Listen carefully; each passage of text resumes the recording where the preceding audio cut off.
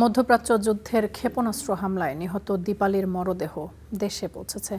বিমানবন্দরে মরদেহ গ্রহণ করেছেন পররাষ্ট্র প্রতিমন্ত্রী শামা ওবায়েদ। তিনি জানিয়েছেন, বিদেশে অবস্থানরত বাংলাদেশিদের সর্বোচ্চ নিরাপত্তা দিতে সরকার কাজ করছে। মধ্যপ্রাচ্যের যুদ্ধে নিহত ৬ বাংলাদেশিকে এরই মধ্যে দেশে আনা হয়েছে।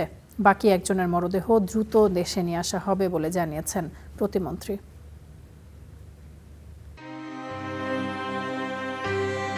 ফরিদপুরের চর ভদ্রাসনের মুন্সিরচর গ্রামের মোফাজ্জেলের মেয়ে দীপালি পিতাহারা পরিবারের অভাব ঘোচাতে ২ বছর আগে পাড়ি জমিয়েছিলেন লেবাননে, কিন্তু সেই স্বপ্ন পূরণের আগেই যুদ্ধ কেড়ে নিল দীপালির জীবন। ক্ষেপণাস্ত্র হামলায় নিভে যায় জীবন প্রদীপ। নিহত হওয়ার ১ মাস পর বৃহস্পতিবার রাতে দীপালির মরদেহ পৌঁছায় শাহজালাল আন্তর্জাতিক বিমানবন্দরে। কফিনে মোড়ানো নিথর দেহ দেখে আহাজারিতে ভেঙে পড়েন স্বজনরা। দীপালির স্মৃতিচারণ করে কান্নায় ভেঙে পড়েন তার বোন লাইজু আক্তার। বলেন, পরিবারের হাল ধরতে গিয়ে জীবন দিয়েছে তার বোন। আমাদের ঘরবাড়ি পরিবর্তন করছে, তারপর আমাদের পরিবর্তন করছে, আমার বাপরে দেখছে, আমাকে দেখছে, আমার 2টা ভাইকে দেখছে, সবাইকে দেখছে, কিন্তু ওনার ভবিষ্যতের কথা উনি কখনো চিন্তা করে নাই। আমার ফ্যামিলির কথা চিন্তা করতে করতে আজকে উনি মৃত্যুবরণ করছে দেশে, কারণ ওনার কথা চিন্তা করলে উনি আগেই চলে আসতো।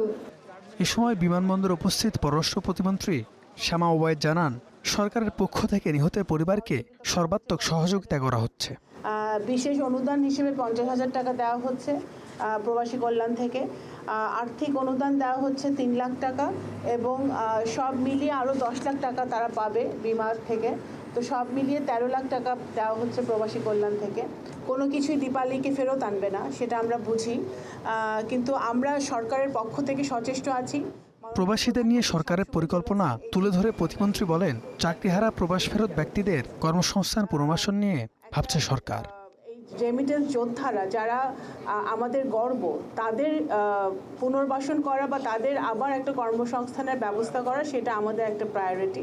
যারা চাকরি হারিয়ে আসছে তাদের পুনর্বাসনও সরকার ইনশাল্লাহ করবে এবং আরও নতুন কর্মসংস্থান আমরা করব, যেটা অ্যাকচুয়ালি প্রবাসী কল্যাণ মন্ত্রণালয় এইটা নিয়ে কাজ করছে প্রতিদিন। আমরাও পররাষ্ট্র মন্ত্রণালয়েও কাজ করছি।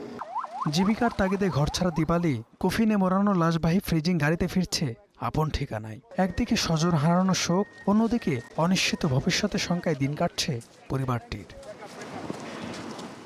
HM Imran, star news, Dhaka.